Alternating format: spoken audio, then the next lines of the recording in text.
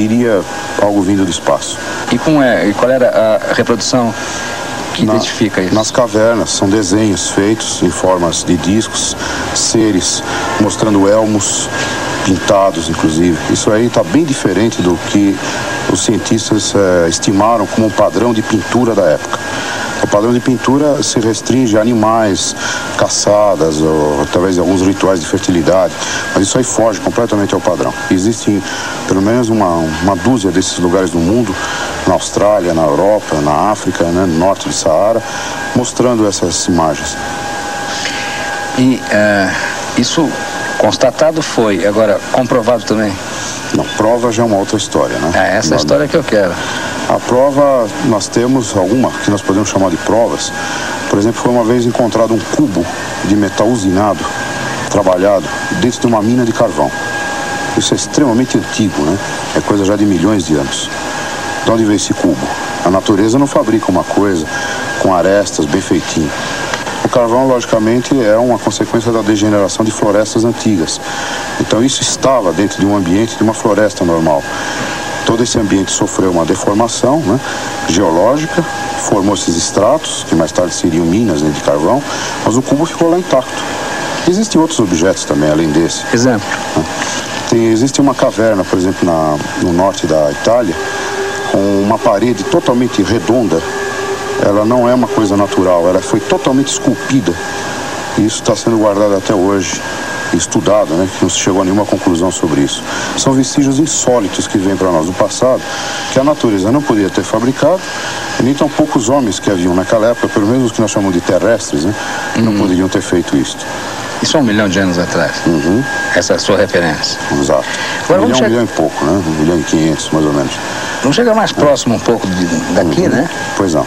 Que outro tipo de vestígio, um pouco mais dentro de um regime de atuação, vamos chamar de moderna, pronto? Eu estudei muito e durante muito tempo a civilização pré-colombiana, dos maias e dos astecas. Por exemplo, esta figura que você tem... Que você tem?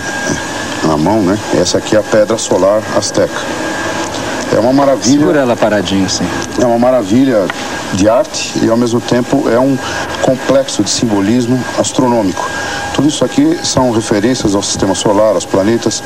Não dá tempo de explicar aqui. Mas o que nos interessa aqui é esta caixinha aqui em cima, que tem uma data. Essa data é 1479 depois de Cristo, ou seja, por que você diz que esse simbolismo aqui significa 1479? Pois não, isso aí tem 13 bolinhas aqui dentro de uma erva que eles chamam de caniço. Então isso aqui é o hieroglifo 13 caniço, que, convertendo para o calendário cristão, é o ano de 1479, agora, depois de Cristo. Depois de Cristo.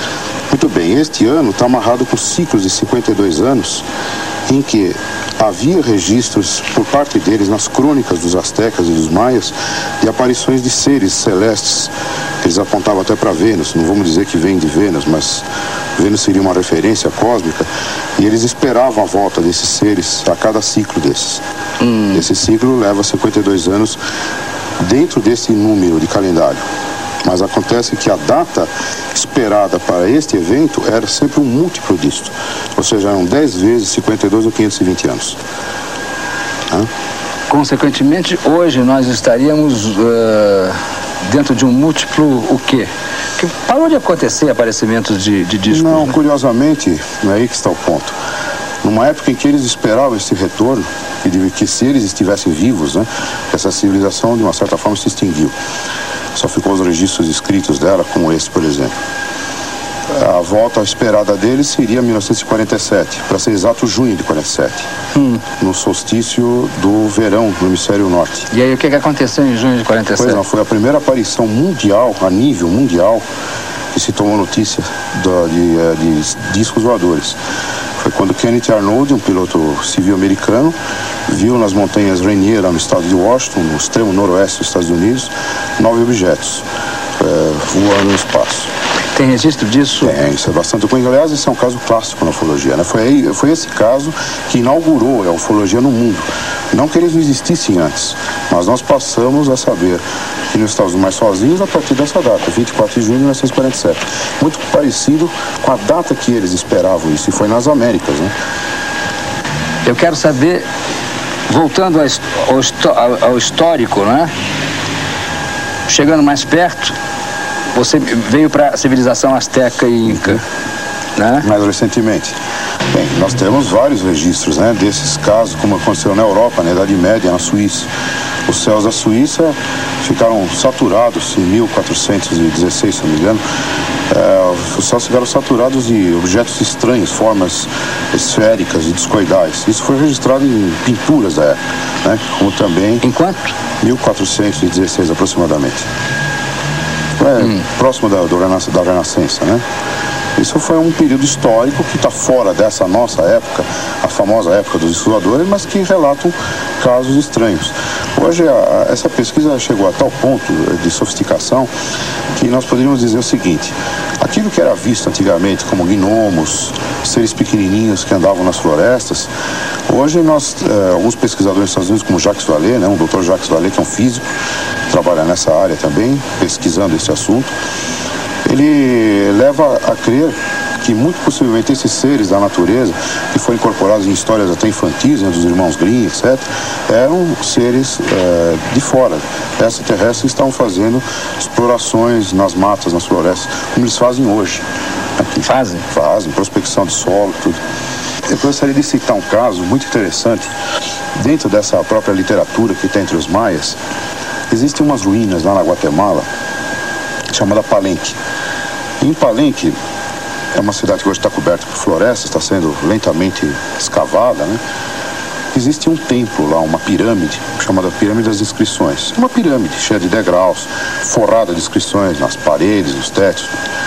Em 52 foi descoberta uma tumba no subsolo dessa pirâmide. Acontece que o ser que estava lá dentro fugia completamente ao padrão do maia típico. O maia não era muito alto, ele era mais ou menos baixo. A altura oscilando entre 1,40m, 1,50m, 1,55m, por aí. Esse ser era alto e um porte, lembrando o porte de um europeu, com a estrutura esquelética de um europeu. Aquilo realmente era uma tumba, porque a laje, a famosa laje que cobre esse túmulo, que o Erich von Däniken usou na capa do livro dele, Eram os Deuses Astronautas, essa laje foi construída para cobrir aquele túmulo e jamais poderia ter passado por aquelas galerias. O que significa que aquele túmulo foi primeiro construído assim e depois a pirâmide foi feita, construída em volta. As inscrições que estão em volta continuam indecifráveis e todas elas têm referências celestes ou astronômicas. Esse ser foi muito importante porque ele foi sepultado com máscaras ritualísticas fora de série, com certos adornos. Quer dizer, a gente sente no passado a importância que esse ser tinha. Era alguém fora do comum para eles. Pela descrição, mais ou menos confere com o que nós chamamos em ufologia, os tripulantes dos discos, entre alfa, beta e ômega, seriam mais do tipo beta. Então, são como nós, seres como nós, cabelos loiros, né, compridos, não precisam de máscara, de oxigênio. E poderia ser, não temos logicamente uma indicação, até que possamos traduzir esses manuscritos, né? Ou essas inscrições que tem em volta. Os alfas como são? Os alfas são os baixinhos. O que eles fazem? São tipos de seres pequenos com a cabeça muito grande, exageradamente grande, anormalmente grande, né? Esses são os mais frequentes. Mas isso significa que essa população extraterrestre, ela vem sempre de um mesmo lugar? Porque Não. se os alfas são baixinhos, sempre baixinhos e cabeçudos, todos os alfas, eu suponho que sejam iguais. Mais ou menos podiam ser do mesmo local. Nós também conjecturamos isso no início. Mas os alfas variam também em aspecto fisionômico. Alguns têm detalhes que são bastante diferentes dos outros. O que fica constante é a altura e esse tipo de porte de cabeça. E os gamas? Os gamas Já que você falou que os betas são igual a nós, né? Tem os gamas, os deltas e os ômegas. Os deltas? Também. Os deltas estão mais para aparições fantasmagóricas, né? Aparições assim meio estranhas. Mas os ufólogos em geral, inclusive eu, nós tomamos um certo cuidado na classificação disso, porque às vezes isso pode estar trabalhando interações com a mente humana muito delicadas. Sabe, a pessoa leva um susto quando está vendo o disco, e uma série de coisas vem à mente naquela hora e pode haver alguma confusão. Você já viu um disco? Já, 4 vezes.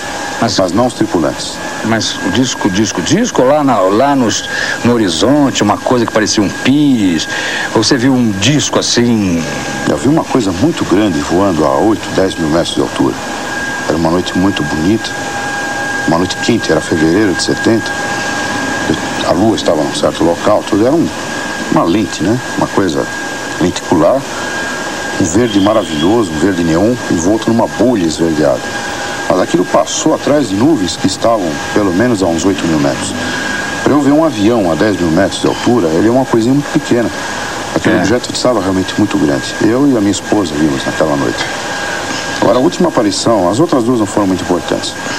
A última aparição eu estava na cabine de um jato de 727, quando o equipamento do avião recebeu uma comunicação.